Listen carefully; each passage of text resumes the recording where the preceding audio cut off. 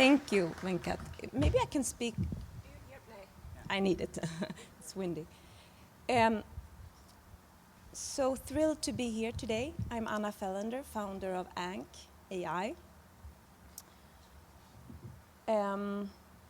So going back, before I became the chief economist at one of Sweden's largest retail banks, I spent 10 years on macroeconomic forecasting and risk scenario analysis in the Ministry of Finance and during the financial crisis in the Prime Minister's office.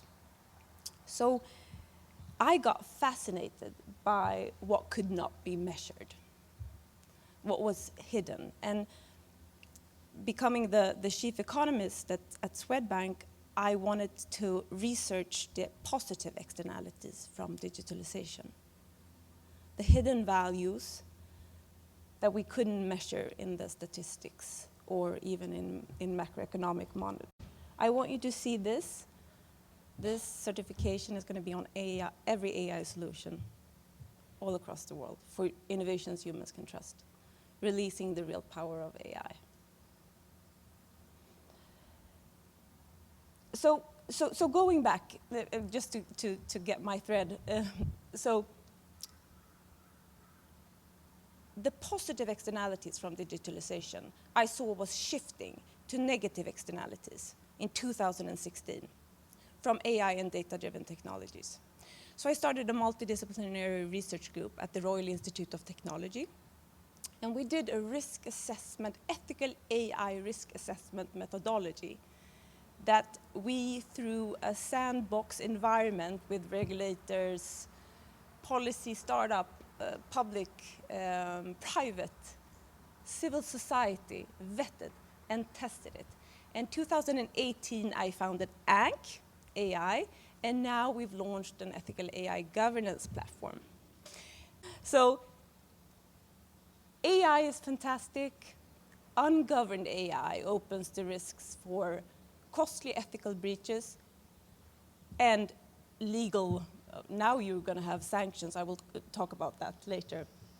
But it will be scaling beyond control since it is self-learning and self-scaling with low transparency. But I'm preaching for the choir here because you know this. You all raised your hand. This is risky business if it's ungoverned. So what are the risks? Well, in our research, we categorize it. So it's privacy intrusion, discrimination, social exclusion, lost autonomy by unethical nudging. It's harm to safety. And what did I forget, Christer? Disinformation. And the root causes, we also categorized this. We measured what could not be measured by academic silos. Misuse and overuse of data. So even though you are GDPR compliant, AI can create insights that will privacy intrude. Bias of the creator, unconscious bias, just coding your own values or not knowing how it's scaling. Data bias. So the data is not reflecting the reality or the preferred reality. And then we have immature data and AI, where you don't have sufficient data or you haven't trained the AI enough. There's no go-to-market threshold in the AI. You told us, it's a Wild West. So examples of ungoverned AI and how it went wrong. And how it goes wrong all the time. So our human rights are violated as we speak. Well, now you can't see, but let's take the example of a UK government being criticized for discrimination. What happened?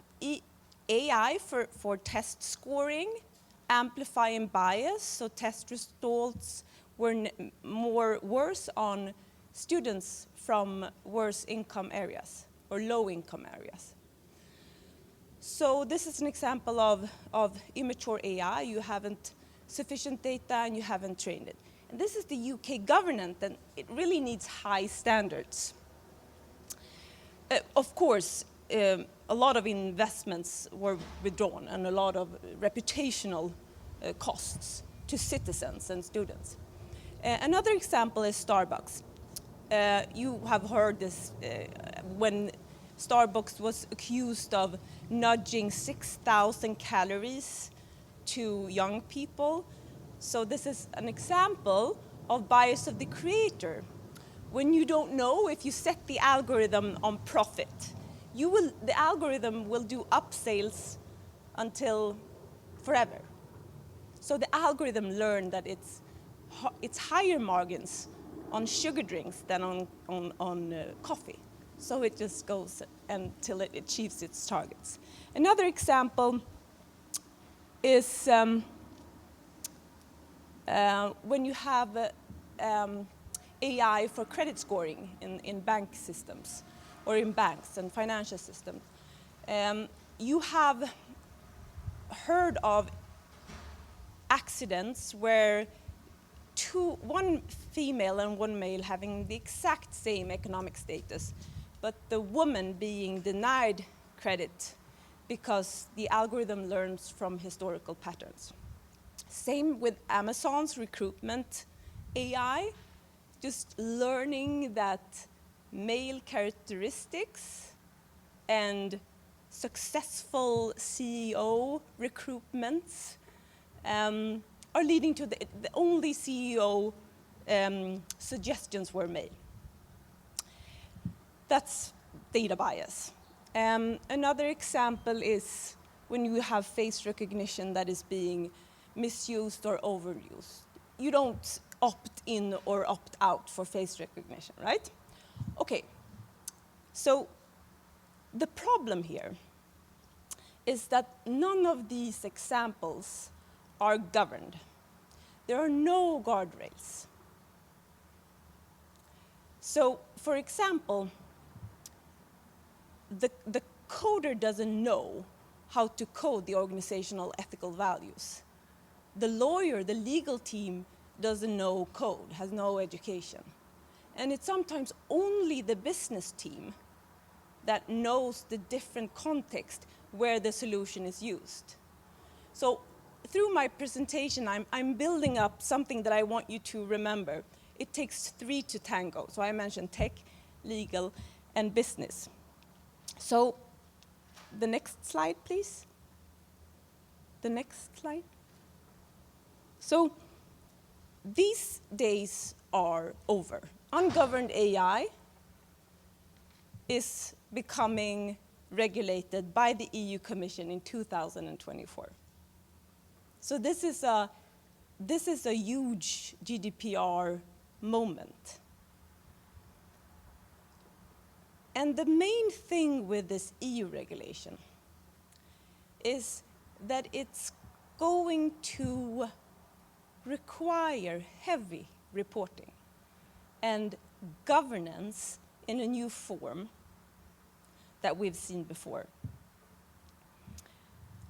So when this started in 2018, this ethical AI trustworthy group, but now in April last year, Margareta Verstaegen from the EU Commission proposed this suggestion.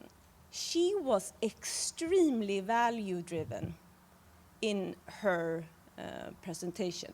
She said, we are not going to let European citizens' human values get violated.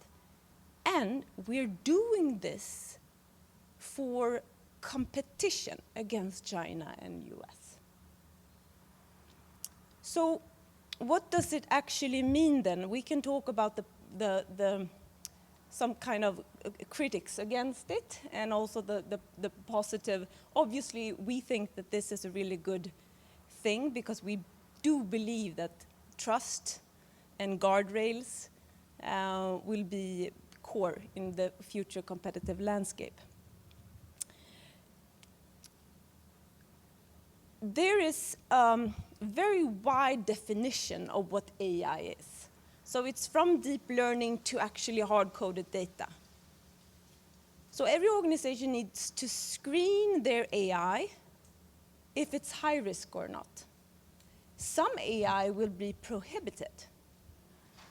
That's social scoring, manipulations of any kind of data, nudging people into behavior they don't want to be in, and facial recognition that are not determined. These sanctions, the ladder of sanctions, go beyond GDPR. GDPR is 4%. The maximum amount is 6%. So this is a biggie. High risks. These are financial institution, financial sector, public sector, education, recruitment, transportation. What am I forgetting? It's a lot of sectors that will be under this regulation and being obligated to report to the EU database.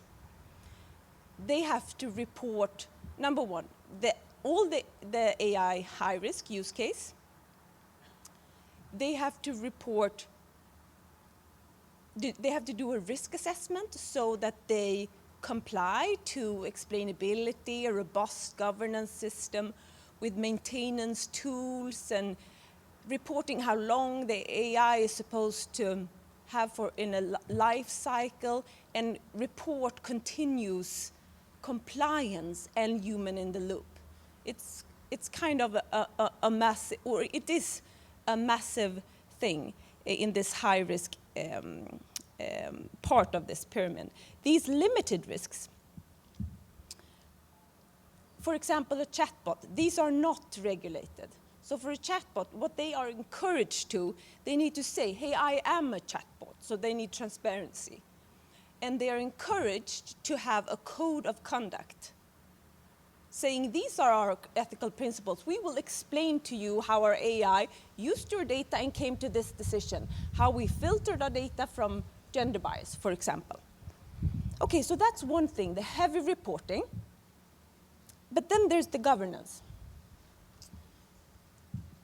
So with this said, it's going to be accountability for these companies. It's not the tech teams, it's the CEO and the board level accountability here.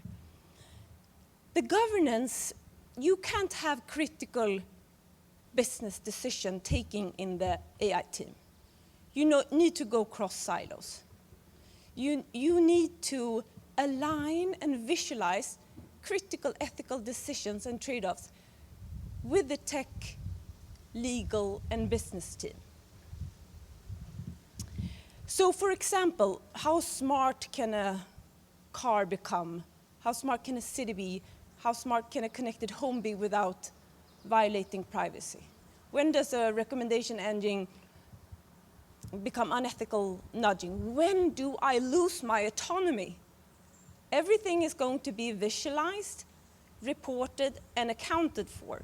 And also different considerations and trade-offs in different contexts where the solution is used.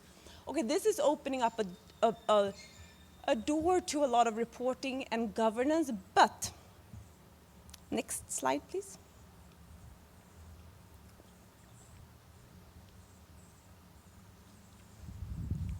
This opens up an ability to actually avoid those critical or those business risks that will hurt your organization's trust to customers and also lead to these legal breaches. So the European companies, public sector and private sector, they're stepping up. So for example, the Swedish Public Employment Service, they're doing AI for job profiling and job matching.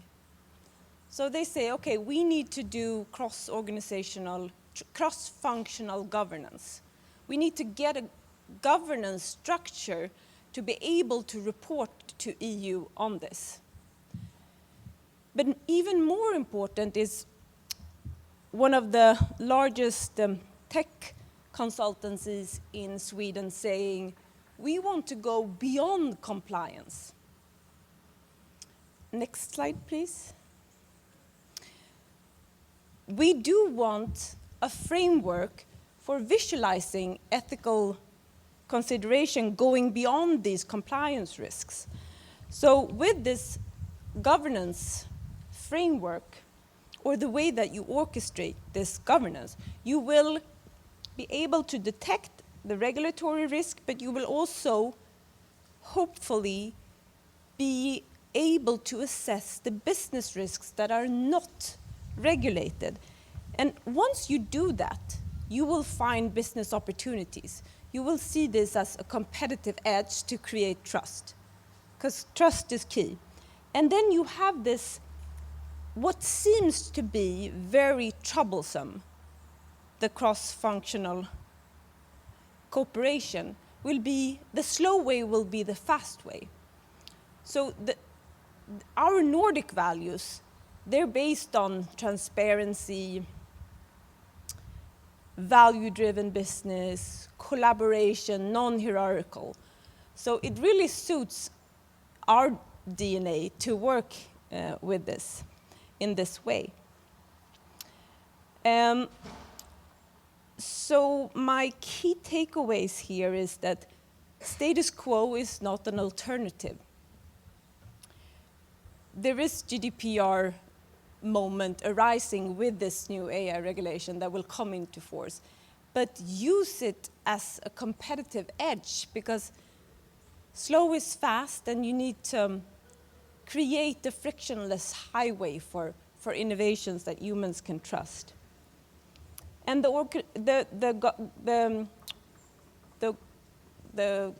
organizational orchestration is also a crucial point, and this you can do it.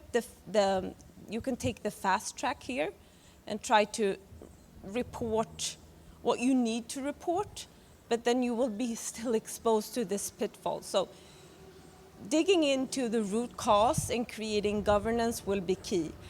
Ethical considerations will be on top of the agenda for creating innovations that humans can trust. Thank you. And I think we'll have some time for questions. I guess there is questions about the EU regulation, the details in it, because most people's reactions are that it is bold. It is very bold. But then again, what's the alternative? If we see GDPR in the US, or wanting to be ahead of the regulatory curve in the US when it comes to GDPR, I think we can guess where this is heading.